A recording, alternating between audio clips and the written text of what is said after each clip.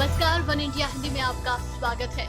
सरकारी योजनाएं किस तरह धरातल पर नहीं उतर पाती हैं, इसका जीता जागता प्रमाण है प्रधानमंत्री आदर्श ग्राम योजना। वो योजना जो पीएम मोदी का एक सपना है, गांव को आदर्श गांव बनाने का, जिसकी जिम्मेदारी सीधे सांसदों को दी गई थी कि हर सांसद एक गांव को गोद ले और उसका विकास करे। लेकिन दुर्भाग्यवश तमाम सांसद इसमें लगभग फेल रहे। ये हम नहीं कह रहे, बल्कि ये खुद सरकार द्वारा बनाए गए ऑडिट कमीशन की रिपोर्ट है। ग्रामीण विकास विभाग की योजनाओं के प्रदर्शन से संबंधित रिपोर्ट में ये जानकारी देते हुए कहा गया है कि इस योजना की समीक्षा की जानी चाहिए। सांसद आदर्श ग्राम योजना की घोषणा मोदी ने 15 अगस्त 2014 को प्रधानमंत्री के तौर पर अपने पहले स्वतंत्रता दिवस संबोधन में की थी। इस योजना के तहत प्रत्येक सांसद को एक गांव को गोद लेकर इसे आदर्श ग्राम के तौर पर विकसित करना था। इस योजना की शुरुआत 11 अक्टूबर 2014 को हुई थी। बताया जाता है कि 5 चरण के बाद भी मंत्रियों समेत कई सांसदों ने अब तक गांव को गोद नहीं लिया है।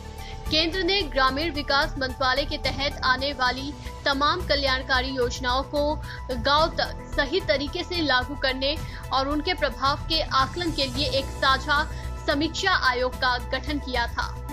अपनी रिपोर्ट में CRM ने कहा कि SAGY के लिए कोई समर्पित कोष नहीं है। किसी और मद की रकम के जरिए इसके लिए कोष जुटाया जाता है।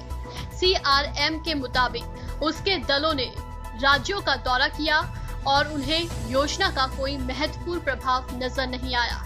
CRM ने कहा कि इस योजना के तहत सांसदों द्वारा गोद लिए गए गांव में भी सांसदों ने अपनी क्षेत्र विकास निधि से इसके लिए पर्याप्त रकम आवंटित नहीं की।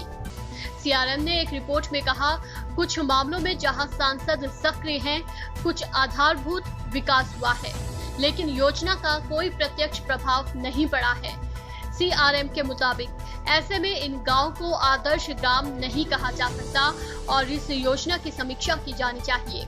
उसने कहा कि CRM की राय है कि ये योजना अपने मौजूदा स्वरूप में उद्देश्यों की पूर्ति नहीं करती, इसलिए ये अनुशंसा की जाती है कि मंत्रालय इसका प्रभाव बढ़ाने के लिए योजना की समीक्षा करे।